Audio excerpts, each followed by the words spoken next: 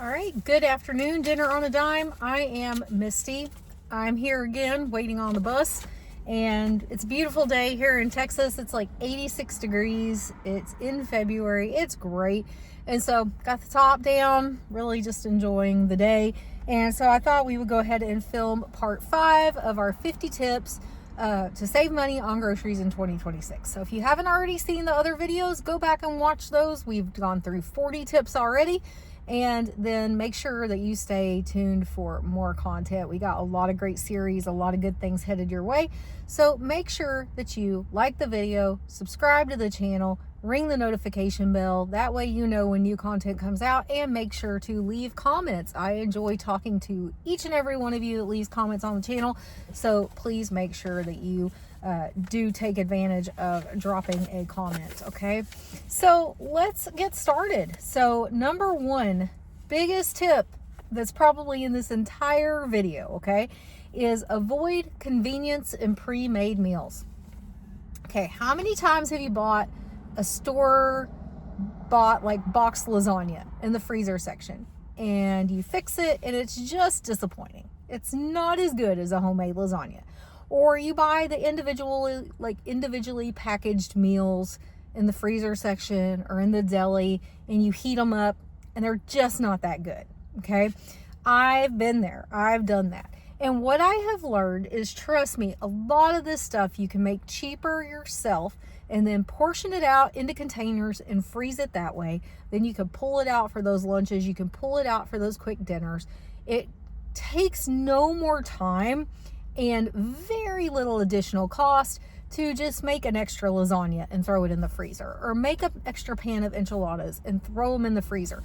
Whatever it is that you're wanting to do to have those meals that you can just pull out on a busy night and throw into the oven. Because I get you want the convenience, but we can have convenience and we can have it at a lower cost, and we can have food that's going to taste amazing when it comes out of the oven, instead of us being amazingly or disappointed by the quality of the food. Okay, my one kind of caveat to this is the rotisserie chickens. I am a huge fan of the rotisserie chickens. They are an amazing deal, and so I will continue to buy a pre-cooked rotisserie chicken, not at my local store because they're not the best deal there, but at places like Sam's or Costco, they're a great deal. That's where I do my rotisserie chickens, unless I'm gonna oven roast a chicken myself. And if I am, that's fine.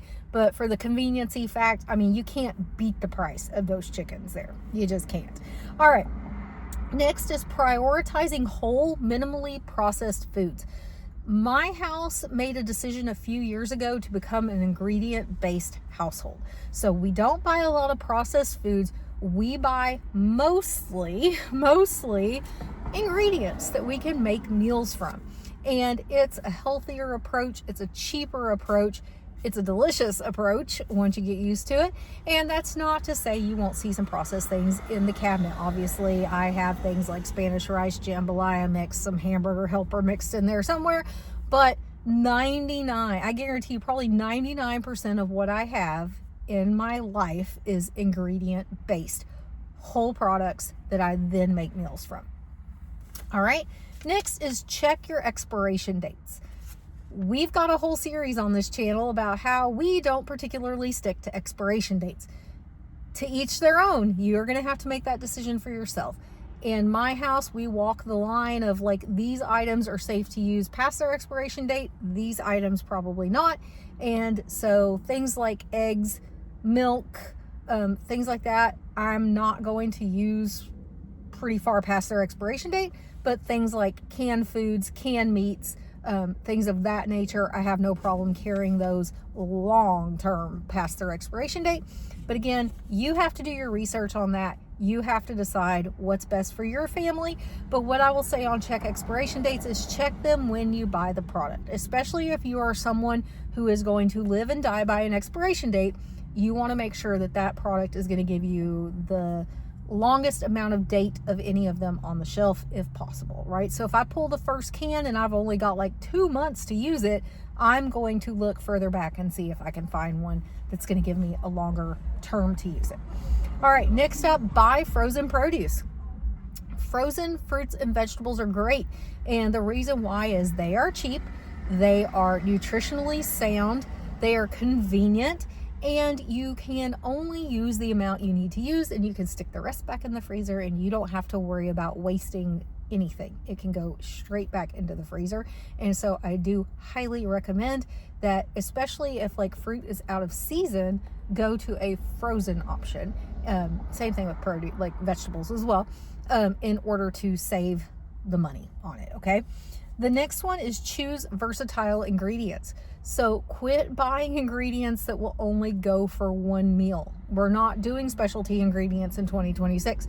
We are doing versatile ingredients that we can stretch across many meals. The rule in my house is if I can't make 3 or more meals using that ingredient, I don't buy it, because the chances are by the time I get to the one meal that it will make, maybe I no longer want to make that meal, and that night I actually want to make something different. Now I've just got an ingredient sitting there that never gets used, so it's got to make at least 3 meals in order to go on my shelf. Okay, the next one, limit premium lifestyle categories. So what do I mean by this? Limit spending on like really expensive specialty foods, okay? Like really expensive specialty cheeses. If you are like me and you had to have a major stomach operation and you're told you're going to go protein from now on, watch what proteins are on sale. Don't just go crazy buying every protein. And also be careful on buying, like stocking up on things like powdered versions of like protein and stuff, because maybe your body will no longer accept it. That's what happened to me. I stocked up on a ton of that stuff for a special lifestyle, special diet, and then my body said, nope, we will only use real protein. We will not do the powdered stuff of any kind. Couldn't do the shakes of any kind. And so it does happen. So don't spend a whole lot on a specialty lifestyle or a specialty diet until you find out if it is something you are going to stick with long term. Okay.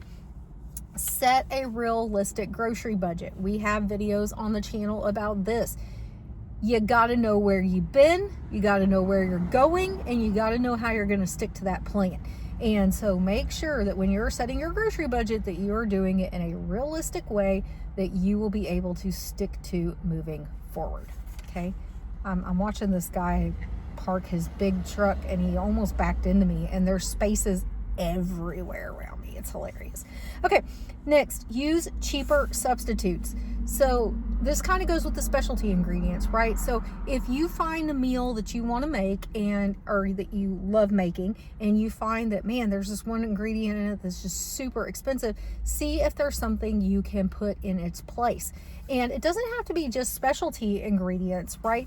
If you want to do more of a meatless meal, can you introduce lentils into that recipe? Can you introduce beans into that recipe? Instead of boxed cereal, can you change to oatmeal? There's lots of different things you can do to take a more expensive item and find a cheaper substitute for it. Okay, next, avoid impulse purchases by sticking to a list. Impulse purchases are a budget drainer. They will kill your budget almost instantly, okay? And so I try really hard not to do impulse shopping. That's hard for me because I love going to the clearance sections. That's where I love to find things to incorporate in that are different, things that I like that are on clearance or marked down. And so it's hard for me not to be an impulse shopper. So if I am in a season of life like I am right now, where I am trying to cut the grocery budget out and stick to a low spend, no spend type of environment, to cut out those impulse purchases, I am leaning heavily on things like my Kroger Boost and local pickup. So I'm not even going in the store. Okay.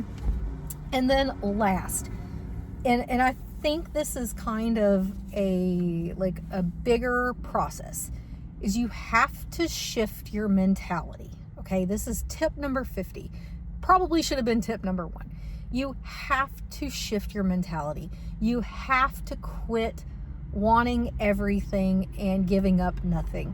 And so it's hard. Shifting your mentality is super hard, especially with all of the messaging we get and the constant, like, do this, buy this, you got to have this to be happy, you got to have this to be healthy. And it's a lot of information coming at you all of the time. So what can you do? You can shut off messaging if you need to from apps. You can quit watching YouTube content that scares you into purchasing things. You can quit watching YouTube content that focuses on recipes that you can't afford to make. You have to pick and choose the messaging that's going in here, because this is controlling what's coming out of here, and your habits and your spending and everything else is based on what's going on in here. So if all you're feeding your brain are constant messages to spend, that's what you're going to want to do. So if my grocery budget is $50 a week and I'm watching someone who's spending $800 a week, guess what? My $50 pales in comparison to what they are spending, and I'm going to feel inadequate. But if I go watch videos that focus on how I can feed a family for $50 a week, I'm going to feel prepared, and I'm going to feel knowledgeable, and I'm going to feel like I can make this work. So remember, what you put in here is vital. Its importance, I cannot tell you how important it is. And so that is the biggest tip I can give you, is watch what's going in here, because it's going to dictate everything else. All right. So I hope you have enjoyed this video series. I have certainly enjoyed recording it for you. We have another video series coming up that's going to be 3 videos that revolve around how to get into a fun kitchen routine. And that's going to have a lot to do with saving money in the kitchen as well. And then the next video series after that is going to be just fun ways to cut the budget, the grocery budget, fun ways to shop smarter, not harder, and how much those tips can actually save you when it comes to your budget. All right, I will see you guys in the next video. Have a great day. Bye.